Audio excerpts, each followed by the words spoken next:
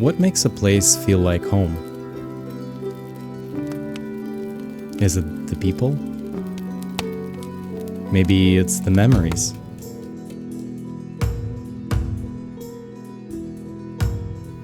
Or maybe it's something else entirely. For me, the answer wasn't in the real world. It was in a video game. And not just any game.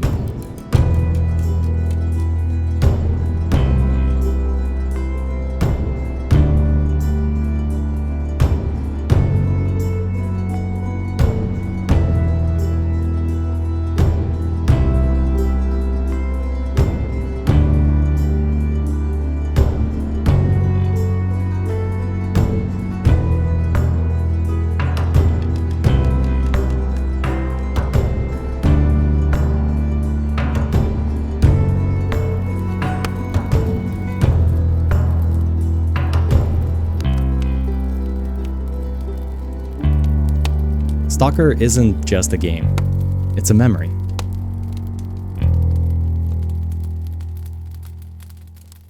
A portal to my childhood in Sukachi, a small village in Ukraine just an hour drive away from Pripyat. The first time I walked through the zone, I wasn't exploring a fictional world. I was stepping back into my past. Every rusted fence, every crooked shack, it all felt like home. I remember this one place vividly, a broken down house with the peeling wallpaper. It looked so much like my grandmother's home. The outdoor toilet, the weathered wood. My cousin said he used to hide cigarettes in the narrow gap between the wooden pillar there, thinking no one would know. We'd laugh about it later, pretending he was being sneaky. But the zone is more than nostalgia. It's solitude.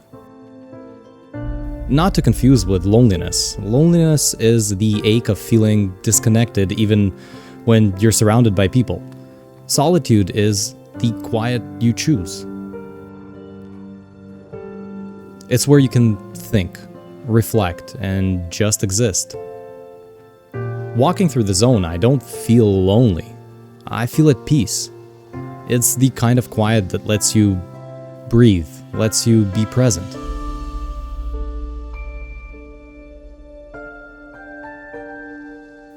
And that's rare to find these days.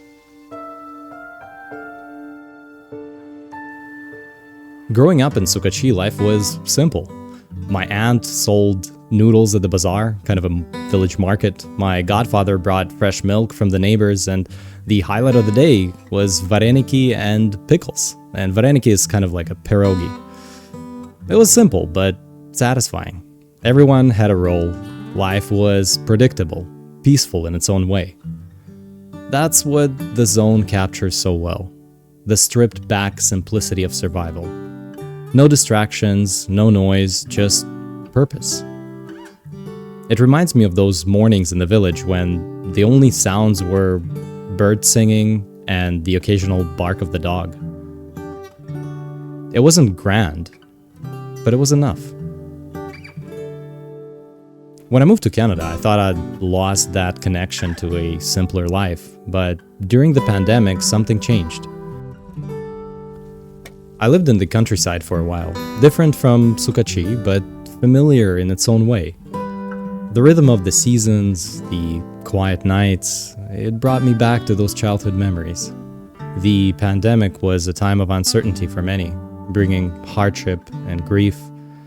But for me, living in the countryside during that period brought an unexpected stillness, a chance to reflect on life and its meaning.